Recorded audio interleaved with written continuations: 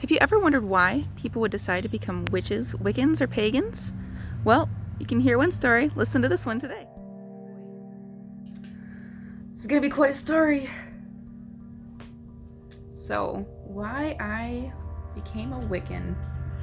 I'll tell you, I did not start off anywhere near close to being a Wiccan. So, I started off when I was a little bitty baby, being born into a wonderful, loving, very Christian family. The fantastic people always thought I would be Christian too. And they loved me so much, and they wanted me to go to heaven, and they wanted me to be a Christian so very much. So when I was 5 years old, I still didn't really get it, but I had lived with this Christian thing my whole life. I thought, you know what? In order to understand God, that I would do what they said to do, and I would ask God into my heart. So at 5 years old, I asked Jesus to be in control of my life, and I thought that he would speak with me. But he never did. I got a baby. He never spoke to me. So I kept on trying, and I decided, you know what I do? Every single moment of the day, I'll ask God and the angels to talk to me. So every time I sneezed, I would say, "Excuse me, angels, please, for my sneeze." I would ask God to talk to me about every single little thing all throughout the day. All the time, I asked him to speak to me, and he never did. So I got older, and I kept on asking and asking. I tried to earn it. Read enough passages and donate enough, contribute enough, be accepted by God, and to be talked to by God. But he never did. As I got older, I kept on begging and trying, and I started to feel like it was all my fault. So I thought, you know what? I haven't done this before. I haven't gotten a baptism. And I thought, you know what? If I baptize myself, then God will talk to me, because then I'll have earned it. I got baptized. I wrote a poem asking God to speak with me, asking him to chase away all the things that would keep me from him. And he still never talked to me. I never heard anything back. So I tried and I tried, and I figured, you know what? I'm going to give it one last ditch effort. I'm going to try my hardest. So every single day, every spare moment, I read the Bible from front to back. Every single day. Because they said that's what would do it. That's what would get God to talk to me. So I know what he wants and know how to, I would know that he's talking back to me. I read the Bible all the time, and then I listened all the time for weeks. And eventually, I got the slightest tiny hint of a whisper, and then it was gone.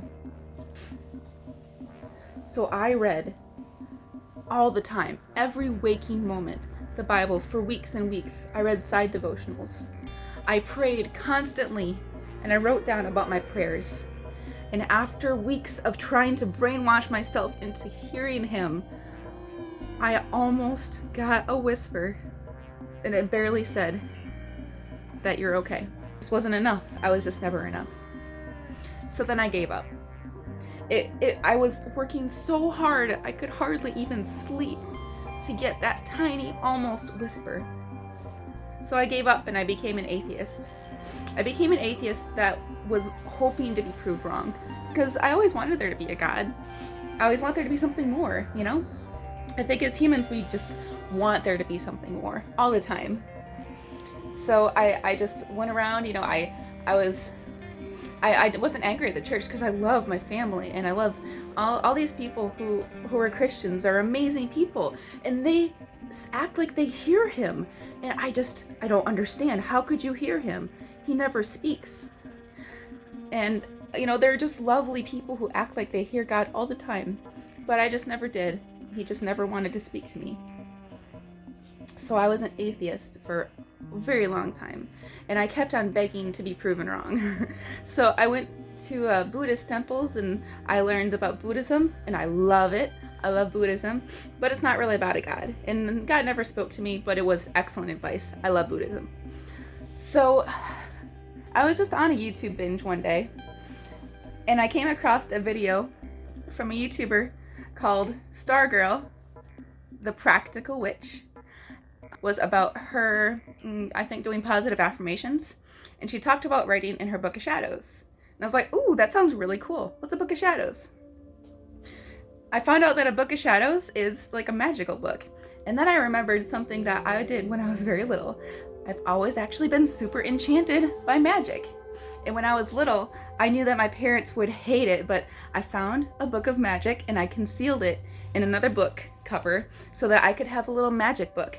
And it had real simple spells like how to make moon water. But I loved that book. And I knew it was wrong of me to read it because you never should suffer a witch to live, according to the Bible. But I loved it. I loved magic. I would dance on the roof in the middle of the night because there was a full moon, and I would dance in a cloak at night because I loved it. I loved the moon and I loved nature, and I thought there was something there. So when I came across this idea of Book of Shadows, I binge watched. I watched so many things about Books of Shadows.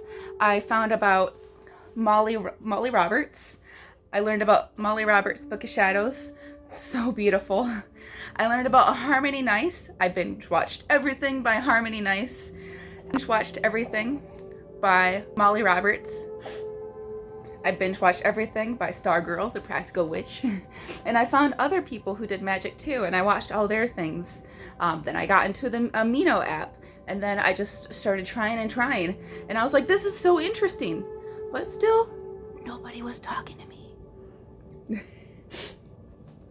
So when I was found about this, I was like, you know what? People are saying that maybe I want to find a deity.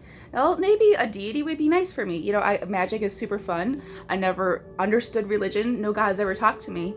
But maybe I'd give it a go. Maybe I'd try to see if a god would like to pick me. So I got a meditative track that was about trying to find your god. And I love meditation. My baby puked. So I found a track that was a guided meditation for trying to find your God. So I listened to that track, and I love meditation. It's always been something that I love. I like going on adventures with meditation. So when I went on this meditation, I basically started in a foggy room, or like a cloud space. So I was in this cloud, and this beautiful woman came up to me in the cloud. She had braided blonde hair and a tunic, I believe it was like blue and gold. And she came up to me and she smiled at me. She smiled at me like I was her child. Like she knew me, like she'd been waiting for me, and she was so excited to see me. And she didn't just show her face. She knitted me a blanket made of gray wool, and she put it on my shoulders so that I could always have that blanket and know that I was taken care of. She whispered to me immediately.